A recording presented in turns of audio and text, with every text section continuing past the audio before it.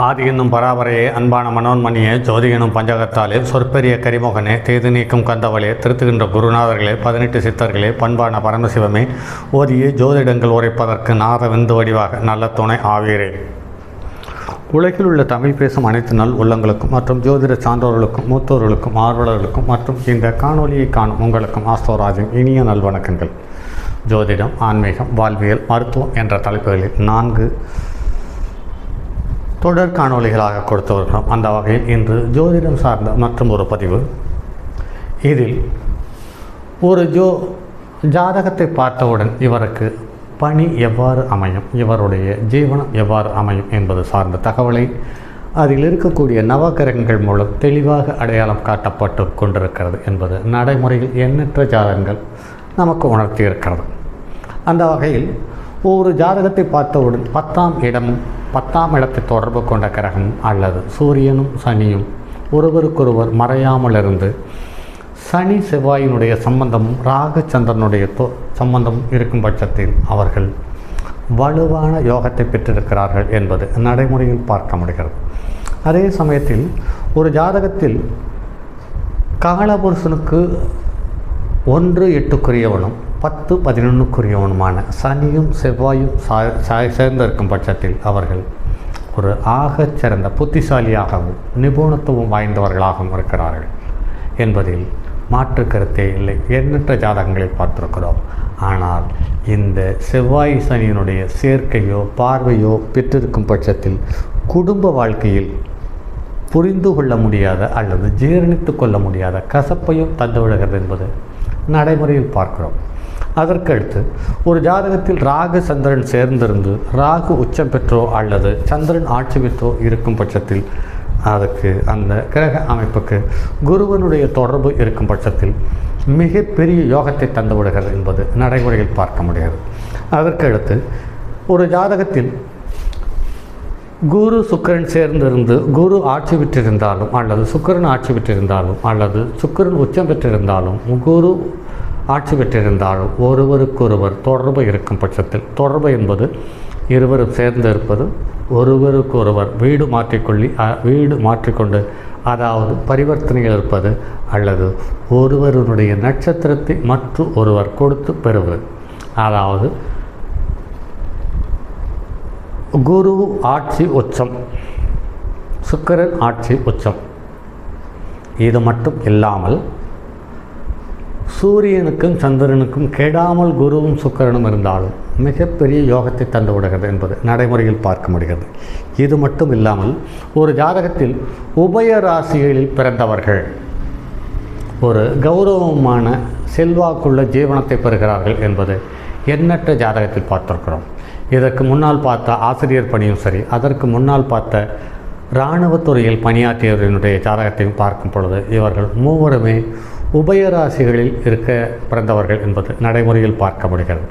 முன்னாள் இராணுவ வீரர் கன்னி இலக்கணத்திலேயும் தலைமை ஆசிரியர் பெண் ஆசிரியை மிதுன இலக்கணத்திலேயும், இது ஒரு மருத்துவருடைய ஜாதகம், இது தனுசு ராசியிலேயும் அமைந்திருக்கிறது. இதில் கிரக அமைப்புகள் எவ்வாறு இருக்கிறது என்பது பார்ப்போம். லக்கணம் தனுசு இலக்கணத்தில் அமர்ந்திருக்கிறது. லக்கணத்துக்கு 2வது இடத்தில் கேது, 3வது இடத்தில் சூரியன், 4வது இடத்தில் புதன் குரு சுக்கிரன், 5வது இடத்தில் சனி, 8வது இடத்தில் ராகச்சந்திரன், 11வது இடத்தில் செவ்வாய். ஒரு ஜாதகம் வலுவாக இருக்கும் பட்சத்தில் அதனுடைய முதல் முத்திரை பதிவு என்று எடுத்துக்கொள்வோமானால் அது என்னவென்று கேட்டால், லக்கணத்துக்கு 3, 6, 10, 11ஆம் இடங்களில் ராகு கேது என்று சொல்லக்கூடிய நிழல்கரங்கள், இயற்கை பாவக்கரங்கள் என்று சொல்லக்கூடிய சனி செவ்வாய் சூரியன் இவர்கள் அமைய பெற்றிருந்தால் அவர்கள் முதல் தரத்தில் வலுவான போராட்டத்தை சுலபமாக கையாண்டு வெற்றி பெறக்கூடிய தகுதியுள்ளவர்கள். அந்த வகையில் லக்கணத்துக்கு 3வது இடத்தில் சூரியன் அமர்ந்தது, 11ஆம் இடத்தில் செவ்வாய் அமர்ந்தது. இந்த ஜாதகத்தில் பாருங்கள் நண்பர்களே, 11ஆம் இடத்தில் செவ்வாய் அமர்ந்து தன்னுடைய 7ஆம் பார்வையாக தன்னுடைய சொந்த வீட்டை பார்த்தது. லக்கணத்துக்கு 3வது இடத்தில் சூரியன் வந்து 9ஆம் வீட்டை தன்னுடைய சொந்த வீட்டை பார்த்தது. அதற்கு அடுத்தது சனி 5ஆம் இடத்தில் நீச்சம் பெற்றிருந்தாலும் அதுவும் தன்னுடைய 10ஆம் பார்வையால் தன்னுடைய சொந்த வீட்டை பார்த்தது. அடுத்து குரு சந்திரன், இந்த குரு புதன் சுக்கிரன் மற்றும் சந்திரன் ராகு ஆக இதில் எல்லா கிரகங்களுமே தன்னுடைய பங்குக்கு மிக வலுவான சூழ்நிலை அமர்ந்திருக்கிறது என்பதுதான் மேலும் விசேஷமான தகவல். குரு சுக்கிரன் புதன் ஒன்று சேர்ந்து இருக்கும் பட்சத்தில் குரு ஆட்சி பெறுகிறது, சுக்கிரன் உச்சம் பெறுகிறது. அதே சமயத்தில் புதன் நீச்சம் பெற்றாலுமே கூட புதன் குருவனுடைய சாரத்தில் அமர்ந்து நீச்சம் பெற்றிருக்கிறது. அந்த வகையில் பார்க்கும்போது குருவோடு தொடர்பு பெறுவதால் அல்லது சந்திரனுக்கு கேந்திர திரிகோணத்தில் அமர்வது என்பது புதன் நீச்ச பங்க ராஜயோகத்தை பெறுகிறது அல்லது நீச்ச பங்கத்தை பெறுகிறது என்பது மேலும் சிறப்பான ஒரு தகவல். ஆக இங்கு லக்கினத்துக்கு 9க்குரியவன் 9ஆம் இடத்தில் பார்த்தாவே இயல்பு வாழ்க்கையில் சராசரி மனிதர்களை விட்டு வித்தியாசமான புத்திசாலித்தனம் வெளிப்படக்கூடிய தகுதியோடு உழைப்பை செலுத்துகிறார்கள் என்பது நடைமுறையில் பார்க்கிறோம். அடுத்தது லக்கினத்துக்கு 2வது இடத்தில் கேது அமர்ந்து, கேது சனி என்பது மிகப்பெரிய யோகம். ஒருவருக்கொருவர் தொடர்பு பெறும் பட்சத்தில் அது சாலச்சிறந்த அமைப்பாக நிறைய ஜாதகத்தில் பார்த்திருக்கிறோம். கேது சனி ஒருவரத்தில் சந்நியாசியை போன்ற குணாதிசயத்தை தந்துவிடுகிறது என்பதை ஏற்றுக்கொண்டோம். ஆனாலுமே கூட அந்த கேதுவுக்கு வீடு கொடுத்தவன் தன் வீட்டை பார்க்கிறான், சனிக்கு வீடு கொடுத்தவன் தன் வீட்டை பார்க்கிறான். ஆக கேதுவும் கெடாமல் சனியும் கெடாமல் வலுவாக அமைந்தது. சரி, இங்கு மருத்துவர் என்பது எப்படி? இந்த கேள்விக்கு வருவோம். லக்கணத்துக்கு 4ஆம் இடத்தில் குரு சுகஸ்தானத்தில், அதே மாதிரி லக்கணத்துக்கு 6க்குரியவனோடு தொடர்பு. ஆக நோயை நிவர்த்தி செய்யக்கூடிய தன்மையுள்ளவர்களாக அமைந்திருக்கிறார்கள். சரி, இது நோயை நிவர்த்தி செய்யக்கூடிய தகுதி என்று எல்லா ஜோதிடர்களும் சொல்லுகிறார்கள். இது எப்படி ஏற்றுக்கொள்வது என்பதுதான் இங்கு மேலும் நுணுக்கமான தகவல்கள் இதுவும் ஒன்று.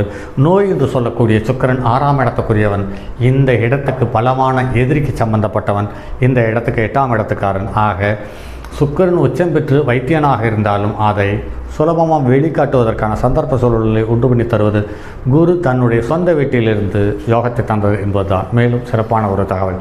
அதற்கு அடுத்தது ஒவ்வொரு கிரகங்களும் எந்த சூழ்நிலையில் எவ்வாறு அமைந்தது, அதனுடைய நட்சத்திர சாரம் என்பதை சார்ந்த தகவலை பார்ப்போம்.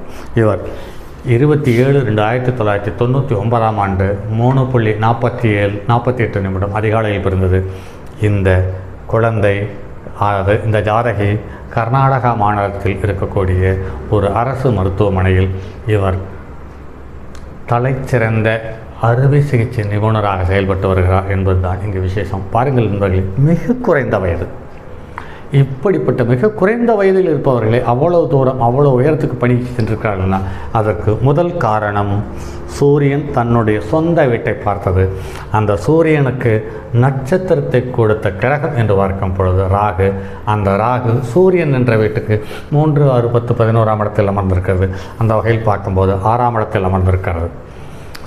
இந்த யோகம் மிகப்பெரிய யோகத்தை தந்தது. அதற்கு அடுத்தது சுக்கராச்சாரியார் என்பவர் அசூரகுரு. அதே சமயத்தில் செத்தவனை பிழைத்து வைக்கக்கூடிய மருத்துவ நுணுக்கத்தை கொண்டவர் சுக்கராச்சாரியார். அது மட்டும் இல்லாமல் வைசியனான புதனோடு சேர்ந்து மேலும் வைத்தியத்துக்கு வலுவான சூழ்நிலை தந்தது. அதே சமயத்தில் இங்கே லக்னத்துக்கு 10ஆம் இடத்தை தன்னுடைய சொந்த வீட்டுக்குரிய கிரகம் பார்த்தது. ஒரு ஜாதகத்தில் தன்னுடைய கிரகம் தன்னுடைய சொந்த வீட்டை நீச்சம் பெற்று தன்னுடைய நட்சத்திரத்திலிருந்து பார்க்கக்கூடிய ஒரே தகுதி புதனுக்கு மட்டும் இருக்கிறது என்பது ஒரு அற்புதமான வித்தியாசமான தகவல்கள். ஆக புதன் நீச்சம் பெற்றிருக்கிறான் என்பதை பார்க்க வேண்டியதில்லை. இங்கு ஆட்சி பெற்ற கிரகத்தோடு உச்சம் பெற்ற கிரகத்தோடும் சேர்ந்து வலுவான சூழ்நிலை தந்திருக்கிறது. அடுத்து சூரியன் சதய நட்சத்திரம் 3ஆம் பாதத்தில் அமர்ந்திருக்கிறது. சந்திரன் புனர்பூச நட்சத்திரத்தில் குருவனுடைய நட்சத்திரத்தில் அமர்ந்து குருவனுடைய பார்வை பெறுகிறார். செவ்வாய் சுவாதி நட்சத்திரத்தில் அமர்ந்து செவ்வாய்க்கு தசமகேந்திரத்தில் ராகு இருந்து செவ்வாயை மேலும் வலுப்படுத்தியது என்பதுதான் இங்கு விசேஷமான தகவல். புதன் புரட்டாதி நட்சத்திரம் 4ஆம் பாதத்தில் அமர்ந்து குருவோடு சேர்ந்து குருவனுடைய வீட்டில் புதன் நின்று குருவனுடைய நட்சத்திரத்தில் நின்று குருவனுடைய தொடர்பை மேலும் பெற்றது என்பது இவருக்கு புதன் என்ற வைசிய குணம் அல்லது வைத்திய குணம் அல்லது மருத்துவ குணம் இவர்களுக்கு இயல்பாகவே இரத்தத்தில் கலந்து இருந்தது என்று எடுத்துக்கொள்ளலாம். குரு சனியினுடைய நட்சத்திரத்தில் இருக்கிறது. 2, 3 குருவினுடைய நட்சத்திரம் தனஸ்தானாதிபதி மற்றும் உபஜயஸ்தானாதிபதி என்று சொல்லக்கூடிய 2 மாபெரும் தகுதியை பெற்ற கிரகம் சனியனுடைய நட்சத்திரத்தில் குருவும் அமர்ந்தது, சுக்கிரனும் அமர்ந்தார். ஆக குருவும் சுக்கிரனும் சனியனுடைய தொடர்பில் இருந்து தன்னுடைய சொந்த வீட்டில் ஆட்சியும் உச்சம் பெற்றது. மேலும் சிறப்பான ஒரு தகவல், சனி அசுபதி நட்சத்திரத்தில் அமர்ந்தது. ஆக ஜீவனக்காரகனான சனி அசுபதி குமாரர்கள் என்று சொல்லக்கூடிய வைத்தியர்கள், அதாவது மருத்துவர்களுடைய சாரத்தில் பெற்று அதற்கு தசமகேந்திரத்தில் கேது அமர்ந்தது என்பது மேலும் சிறப்பான ஒரு தகவல். ராகு ஆகில்ய நட்சத்திரத்தில் அமர்ந்தது. ஆக இந்த ராகுவும் புதனுடைய நட்சத்திரத்தில் 7-10 நட்சத்திரத்தில் அமர்ந்தது. சீரும் சிறப்புமான ஒரு தகவல். செவ்வாய் அவிட்ட நட்சத்திரத்தில் அமர்ந்து செவ்வாயால் கேது அவிட்ட நட்சத்திரத்தில் அமர்ந்து தனக்கு வீடு கொடுத்த சனியாலும் பார்க்கப்பட்டது, தனக்கு நட்சத்திரத்தை கொடுத்த செவ்வாயாலும் பார்க்கப்பட்டது என்பது மிக ஒரு ஆகச்சிறந்த அனுபவம் வாய்ந்த அல்லது புத்திசாலித்தனமான ஒரு அறுவை சிகிச்சை நிபுணரை அல்லது மருத்துவரை இந்த கிரகங்கள் உருவாக்கி அடையாளம் காட்டியிருக்கிறது என்பதுதான் மேலும் சிறப்பான தகவல்கள். இந்த தகவல்கள் அனைத்தும் பழங்காலத்தில் எழுதப்பட்ட நூல்களில் சொல்லப்பட்ட தகவல்களுக்கு தற்போது இருக்கக்கூடிய இயல்பு நிலையில் நிறைய முரண்பாடு வருகிறது. அந்த முரண்பாடுகளை சில ஜோதிடர்கள் காலதேச வர்த்தமானம் யுகபேதம் என்ற வகையில் ஒதுக்கிவிடுகிறார்கள். சில ஜாதகர்கள் விதிவிலக்கு என்று ஒரு வார்த்தையை பயன்படுத்தி அதிலிருந்து விலகி வந்து விடுகிறார்கள். இதையெல்லாம் ஒதுக்கி வைத்துவிட்டு காலதேச வர்த்தமான யோகபேதம் இல்லை, நமக்கு அனுபவம் போதவில்லை, ஆகையால் நாம் அந்த வார்த்தையை பயன்படுத்துகிறோம்.